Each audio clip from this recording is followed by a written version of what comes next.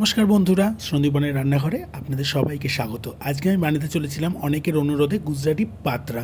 তো পাতরা বেসিক্যালি কচু পাতা দিয়ে তৈরি হয়। তো আমরা বাঙাল মানুষ, তো কচুর জিনিসটা দেখলে যেন মনটা কেমন একটা আনন্দিত হয়ে পড়ে। তো আমি দেখো কচু পাতাগুলোকে সুন্দরভাবে ধুয়ে রেখে দিয়েছিলাম। তারপরে আমি একটা ব্যাটার তৈরি করব। তো ব্যাটার তৈরি করবার জন্য সাধারণত আমার যে যে উপকরণগুলো লাগবে সেগুলো আমাকে নিয়ে নিতে লাগবে, যেমন বেসন। মোস্ট ইম্পর্টেন্ট চিজ হচ্ছে বেসন। তো বেসনের পরিমাণটা একটু বেশিই লাগবে, তুমি যতগুলো করবে সেটার অনুপাতে লাগবে। তারপরে দেখো বেসনের মধ্যে আমি দিয়ে দিয়েছিলাম আদা রসুনের paste, Kashmiri red chilli powder, লবণ, সামান্য হলুদ আর জোয়ান। তো আমি মনে করি যে ব্যাটারটা তৈরি হবে সেখানে জোয়ানের ফ্লেভারটা একটা অসাধারণ একটা টেস্ট আনবে।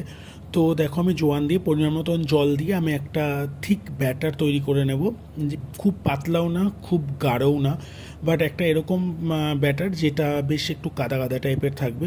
তো দেখো আমি একটা সুন্দর এরকম একটা ব্যাটার তৈরি নিয়েছি, তোমরা দেখতেই পাচ্ছ ব্যাটারের ঘনত্বটা কতটা।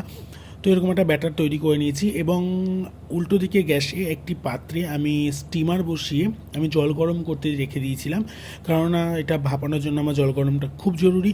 এবার দেখো একটা কচু পাতার মধ্যে সুন্দরভাবে ব্যাটারগুলোকে ঠিক এরকমভাবে লাগিয়ে নিতে হবে। আমার হাতে ক্যামেরা, এক হাতে ফোন ধরে করাটা খুব পসিবল ছিল না, সেই জন্য আর ক্যামেরা ধরার লোক ছিল না, তো সেই জন্য আমি একাই করেছি। তো দেখো এরকমভাবে লাগিয়ে নিয়ে ঠিক এরকম এপিট ওপিট করে, মানে যে দিকটা তুমি দেবে তার অপর পিঠে এরকমভাবে কচু পাতাটা দিয়ে সুন্দরভাবে এরকমভাবে ব্যাটারটাকে প্রত্যেকটা কচু পাতায় সুন্দরভাবে মাখিয়ে দেবে। তুমি সেটা যতগুলো দিতে পারবে তত মোটা হবে এবং খেতে ততটা টেস্টি হবে। আমি এখানে 5-6টা পাতা পরপর সাজিয়ে করেছি, তবে ঠিক এইভাবে মুড়িয়ে সুন্দরভাবে তৈরি করে নিতে হবে। দেখো আমি দুটো তৈরি করে নিয়েছি, একটা একটু মোটা হয়েছে, একটা একটু সরু হয়েছে, কারণ একটাতে কচু পাতাটা একটু বেশি ছিল, একটাতে কম ছিল। তো দেখো স্টিমারটে বা আমি জল গরম বসিয়েছিলাম, তার মধ্যে আমি একটু তেল দিয়ে সুন্দর করে আমি একটু তেল ব্রাশ করে নিয়েছি যেন জিনিসটা লেগে না যায়। এরপরে আমি কচু পাতাগুলোকে সুন্দরভাবে বসিয়ে আমি স্টিম হতে কিছুক্ষণের জন্য রেখে দিয়েছিলাম। প্রায় 10-15 মিনিট আমি স্টিম হতে রেখেছিলাম। দেখো সুন্দরভাবে স্টিম হয়ে এসছে, প্রায় পাতার কালারটা চেঞ্জ হয়ে গেছে এবং ভেতরে সুন্দরভাবে ভেতরের পাতাগুলো সুন্দরভাবে স্টিম হয়ে এসছে। আমি এটাকে কিছুক্ষণের জন্য আবার ঢেকে রেখে দেবো, কারণ এটা যতক্ষণ স্টিম হবে ততক্ষণ বেশ সুন্দর হবে, ভেতরটা বেশ সুন্দরভাবে স্টিম হয়ে যাবে। এরপরে দেখো আবার স্টিম হয়ে গেছে, আমি স্টিম থেকে বের করে জিনিসটাকে আমি ফ্রিজে রেখে দেবো কিছুক্ষণের জন্য ঠান্ডা হতে, সেট হতে, কারণ গরম গরম এটাকে কাটা যাবে না, ফ্রিজে রেখে দিতে হবে সেট হওয়ার জন্য। দেখো আমি ফ্রিজ থেকে বের করে নিয়ে এসেছি, পুরো সুন্দর বয়েল হয়ে গেছে এবং সুন্দর সেট হয়ে গেছে। এবার এটাকে আমি ছুরির সাহায্যে পিস পিস করে কেটে নেব। দেখো কী সুন্দর পিস পিস করে কেটে নিয়েছি আমি। তো পিস পিস করে কাটলে দেখতে কতটা সুন্দর লাগছে, ভেতরে রিংগুলো এগুলো বেশ সুন্দর লাগছে দেখতে। আমি বেশ অনেকগুলো হয়েছিল পাত্রা, তো আমি বেশ সুন্দরভাবে কেটে নিয়েছি। এরপরে একটা ফ্রাইং প্যান নেব, ফ্রাইং প্যানে আমি কিছুটা অয়েল নিয়ে আমি তার মধ্যে দেবো মেথি।